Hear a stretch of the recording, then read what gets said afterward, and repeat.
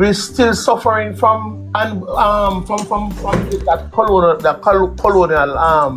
Big time. Yes, Big time. and that Big time. and because Big and time. one is, and some of us are trying to show so you can break away from that, because we don't need that anymore. But some people still believe that for you're black or you never come from certain class, you're not supposed to have done. If you get it, you have it, you either sell drugs or your teeth.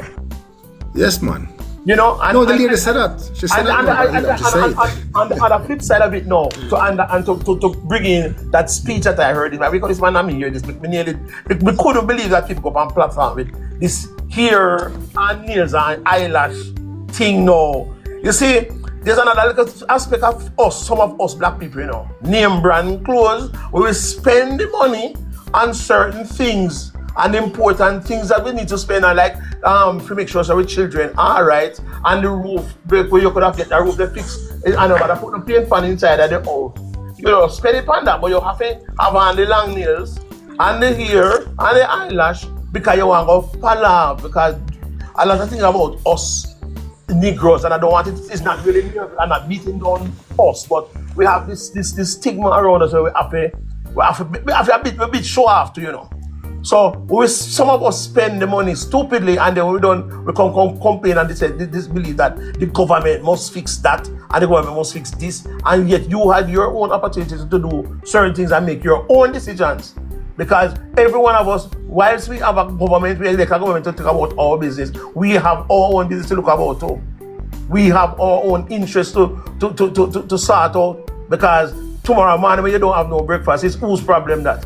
It's your problem. You understand? So I don't know what is happening with some of us that we are allowing the PMP narrative to still cloud our thinking and our judgment. And it is really sad when you're going to go on a platform and start and tell lie about some price, because although me and a woman, me hear women around me talk about prices or something there, and some price I hear them talk, it was really out of line. But me no really know my business, because me no buy them myself. I don't know. But Green, can I ask you a question to what you're saying? Yes. When he was on the platform making all this talk, was there a silent, or was the Zulu things? I saw some women looking up at him and one day go away my talk about, but really? Yes, really? I listen. The video of what was well, she's gonna speak on it. But I'm saying, when you're out there and you're following these people, when you go to a Buju Banton show, or you go to whatever, you know what you're looking for. You know what he sings. You know his songs, right? Yes. You know what to expect, right? Mm-hmm. Because you're following this artist and you are a strong supporter of this artist because you like what he's about, right? Right. And your expectation of him or them is what it is, right? Right. So when you go into a PMP church meeting or a PMP corner meeting, I don't even think they're a conference, I don't know what they are. Mm-hmm. And when these people stand on the platform who's supposed to be representing you and say the things that they think you want to hear, you still go back to the same conference the next night. What does that say, Clean Green? I think those people are completely indoctrinated and will not stop and think for themselves, and we have to just continue by one. We get so what does that say though? What does that say about a person who continue to hear nothing from a group of people who they call their elected? They hear nothing, they have no plans, they have nothing of substance, they have no vision, but you go into a meeting just to hear noise, and you continue to go to the meeting. What does that say? The word you use that is important is substance. Sorry, the substance, if they don't have substance in themselves, you know, they're not going to seek substance. They're not seeking substance. They're just seeking whatever it look like the people that right around me so I enjoy. And none of them will stop and think for themselves. But I know that a lot of Jamaican people right now are thinking for themselves and making sensible choices. And Clean Green, and if you listen to the Prime Minister speaks, that's what he talks about trying to change the mind and the mindset of the Jamaican people. Because he understands, he clearly understands where Jamaica is in terms of its political maturity. And the Jamaican people, they're still looking for a government to give them something in their hands. Yeah? Clean Green and Churchill. I want to just give context again. And I'm pretty sure you're going to continue. But I think it was Angel who talked about the PMP talking to people. And I try to be unbiased as possible. When I listen Mark Golding speaks on the platform, and not only him, even his cabinet people who are in his cabinet speak on the platform, and I listen to Andrew Holness and his people who speak. And guys, again, like I know Angel will hold me honest as well as anybody will hold me honest.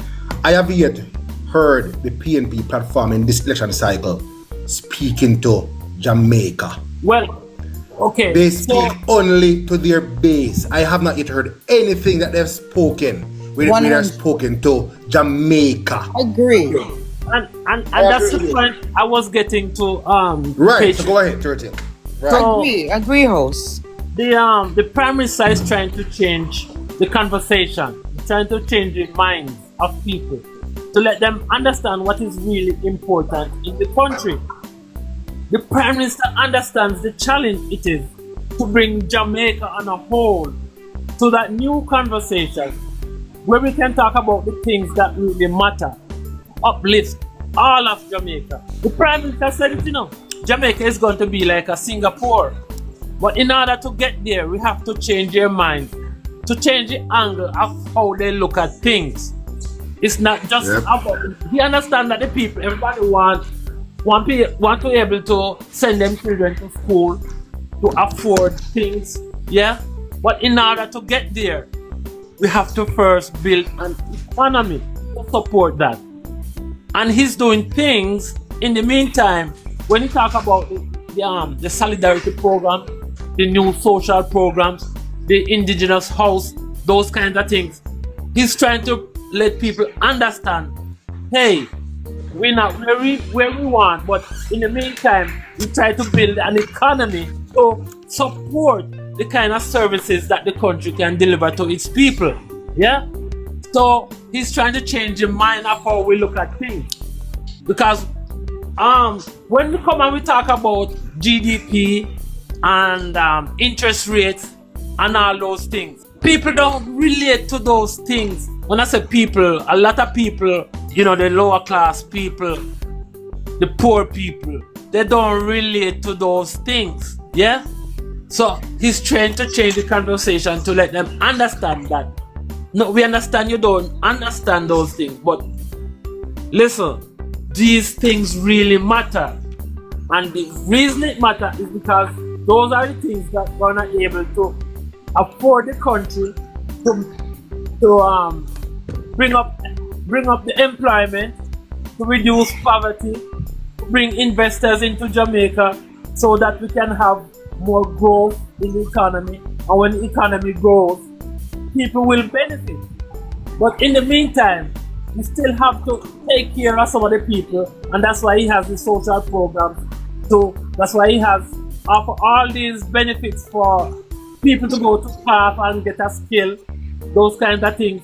He's slowly trying to let the people understand the things that really matter to build up Jamaica, so he can build up, he can build up and benefit everyone. And I was just want to add to that again now. And remember, the same people that we're talking about, which is the masses, a lot of them are teachable, and it's just a matter of how they learn. So a lot of people learn by seeing something, just visualizing something. Some people see it, some people can envision it from in the back of their mind and say, this makes sense. If we fix the debt problem, if we make a better management of our tax dollar, then down the road it will be better. Where I live, my road to get to my yard is a closer. But I know, based on the track record of this government, and it is going to be that's going to get done. Thinking. It is going to get done. Clean green. But everybody wants them things done now. Exactly. And we can understand why they want it done now, because they see Andrew fixing everywhere. My road is dirt road, but I know it's not Andrew's fault why I have a dirt road, because I remember when I was coming to the country many years ago when I was a child, it was a dirt road. But guess what? The road is on spark right now. It's your mindset. Your mindset is now in that place where you can accept that. A lot of us is not in that place, and the PNP and everything we keep it there. So that's our fight, you know. That's why the Prime Minister said it's a battle of the minds. Because I am convinced that if we continue on this trajectory. Listen, I used to do a thing one time back in a business, but we used to talk about it was actually about nutrition. What you put into your body is what creates the cells that help you to replenish as you heal. So I used to use a visual aspect when I was trying to explain it to some people that if you have a bucket of dirty water, or let's say half bucket of dirty water, and every day you take out a cup full of the dirty water and you put a cup full of clean water in here. Eventually that water is going to get clear. It might not get exactly clean at your body, but it's going to get clearer and clearer and clearer and clearer and clearer over time. Then it might reach to a point where you might have to do something to make sure that what you really have is a bucket of clear, pure water. But it's a process. You understand? And simple. People just need to understand that no matter what, nobody, even Mr. High Mighty Mark Golden, we have given these promises, neither Andrew himself cannot do nothing overnight. It takes planning, it takes time, it takes prudence, it takes a lot, it takes all of us to be on board too. It takes us to understand it. Yep. I got a phone call this evening about a friend of mine that I didn't know he was on the fence. And for me hear that, Mr. Come take him right down in phone number. I'm going to call him, come and put him down off the fence. You have to take these people off of the fence and put them down, say, come, over here, say, there, and you saw the greenness there. Oh, so when you ask, so when I hear sometimes they ask some long time PNP woman, why make you want Mark Golden get a chance? They say, well, Andrew Holness get film chance, so give Mark Golden film chance too. I mean, is this a game? That's a serious comment, brother. I spoke about that on all my lives. Trust me, that, and it's not only woman, the youths too. I'm telling you, the first time voters and second time voters mainly, they're curious, and I understand the curiosity because they have never seen PNP in power. So what they are experiencing under Andrew, they think that the grass could be greener on the other side. No, so I'm spending a lot of time with the youth then because they remember, you know, a youth who can vote now, you know, was, if he's 18 now, he was what, 10 years old, 9 years old, about 9 when Andrew took power. Mm-hmm. You know what I mean? So they weren't politically conscious, they weren't culturally, you know what I mean, aware, they weren't so you have to spend time. Most of my energy is with them, to be honest, because they're curious, bad. See, I never see me on the boy, I know PNP bringing up because family born or have sense Andrew in a power. But you know, that's a lot. Yeah, right. But usually this group don't make sound decisions. They don't make decisions based on facts and research. They're just feelings. You know. Yes. Both, yeah. And they're impulsive and they just jump and they don't care. And then they have to face the repercussion after, right? And this generation is different. It's extreme, like the Gen X and all of them, they're different. They're carefree, they don't care. So you cannot leave it up to them. So they don't understand what happened in the 90s, that PNP literally crashed the economy, and that we could not, when your economy is crashed, you cannot fix education, healthcare, you can't fix road, hospitals, nothing. Right? You know, and it's catch up with playing now. Catch up. But the host doesn't agree with you. He's being empathetic and understanding, and he wants to guide and educate because he knows we're going to elect Andrew Holness for the third term. So your feelings, it no matter right here, so. And with all of the achievements that we see now, we forget let PNP come back and rule the country. How? They must be mad. You're crazy? You know, Patriot, speaking to a few people. And it's in my surroundings. Let me just make that clear. And their argument is anybody will come with the money and that's what they're in. Oh boy, I tell you. Transactional. Yes, and so there are many people out there depend on that thing there, you know, and it's appalling when you try to reason with them. They don't care. Just like when you say Philippines, they don't care. They don't care at all. I just want to give them one 2 night dinner. around one night dinner. And it's sad. Yeah, you see, the best way I counter that, because I hear that too.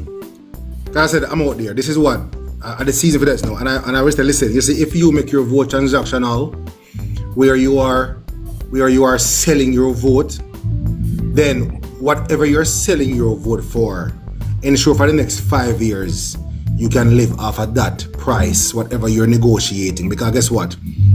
You negotiate your price and you're going to get what you deserve. So if you sell your vote for whatever price you negotiate, you can't complain about pothole, you can't complain about minimum wage, you can't complain if the garbage now pick up, you can't complain about you call the police and they don't come, because you did not vote for those things. You sold your vote. And the only time you'll ever say again is 5 years from now when you renegotiate the deal at the next election time. Because when you sell your vote, you can't ask your MP for nothing. Because he might tell you, say, yo, I pay you already for your vote already. We on for me. Me have a deal. And I pay you for it. You go give me your X and I give you 2 pepper. Right? So that you want. I give you already. Go sit down. We have nothing for you to do with you. But That's what you do when you sell your vote. I was never into politics until a year ago. I didn't follow Jamaican politics. I'm being 100 honest with you. I left Jamaica 2000. I left Jamaica 1999, went back 2000, came back 2000, and I've been here ever since. I go back and forth, but I was never interested into the politics and really what was happening. And so for the ones who said, you're mad, them can't go back in the power. I didn't make my decision based on that. I make my decision based on a year ago research. What is happening? And not only from research, guys. I look and I listen. I watch the PNP platform. I listen to Mark Golden. I watch and hear. What is it that Mark Golden is offering me? What is it that the PNP party is offering me? And until today, I have not yet seen or heard a manifesto. All I've heard so far are plans.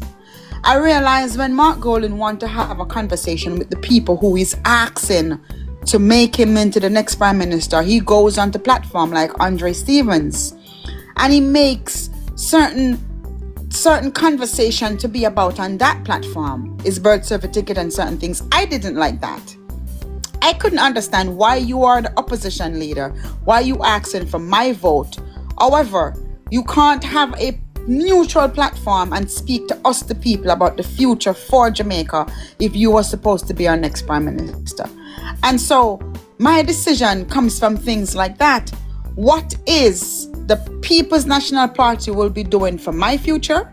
What is the vision of the People's National Party under Mark Golden? What is the plans for Jamaica? And until today, I can't see a clear vision. I don't see a clear plan under Mark Golden. And every single minister or every single representative of the People's National Party, they have their own ideas. And they just throw them out as they go on a campaign trail. As they're on a platform speaking, something comes to Damien mind and Damien speaks about it. As they go on to wherever they're at, they only have ideas. They don't have a plan, a collective plan as a group, as the People's National Party. And so, as a well-thinking Jamaican, I can't just come and say I'm going to give you a vote based on that. Because I have to know what are you going to do about my security and my safety in Jamaica. I can't afford for you to tell me you're going to use fisherman for look out for... What? Well, how are you going to invest into the security forces of Jamaica? As a first responder in the USA, when I come home, health care is the first thing for me. My father is 94 years old. What are you going to do for the health care? How are you going to build out and build on what Andrew Holness has already done? Health care is a main concern for me. I have not yet seen Mark Golden plan for health care in Jamaica. Infrastructure, roads. All I've heard is idea that just comes out and you just throw them out as the day go. I'm sorry, but I can't vote on those things. I need a man with a plan, a man with a vision, and you have to show me your plan. And the plan has to be feasible. It has to show me where this plan works for me to decide that I would follow you. Even if let me break it down like this. Even if I look me, and y'all look a wife from me, you have to be able to show me so you can afford to manage and take care of me and the family if we're going to have a family. You can't just come tell me say the grass green and I say, no, so you know, I got married him. You know, I got there with him because him sound good, him talk nice, him talk sweet. No, darling. I'm a strong, independent woman. And for you to be a partner with me, you have to also show me your plans. You have to also show me that you can maintain and sustain and be a good husband, a good leader, so that we together can grow and build on what we brought together to become a union. Otherwise, it won't work. Me not gonna go there because you can't come sweet talk me and I'm just gonna run with your sweet talk. And so this is why I had to be a laborite. Me did have to be a laborite because you can't come give me any little thing and me take it. Ear and nails can't hold me. Me want house and land.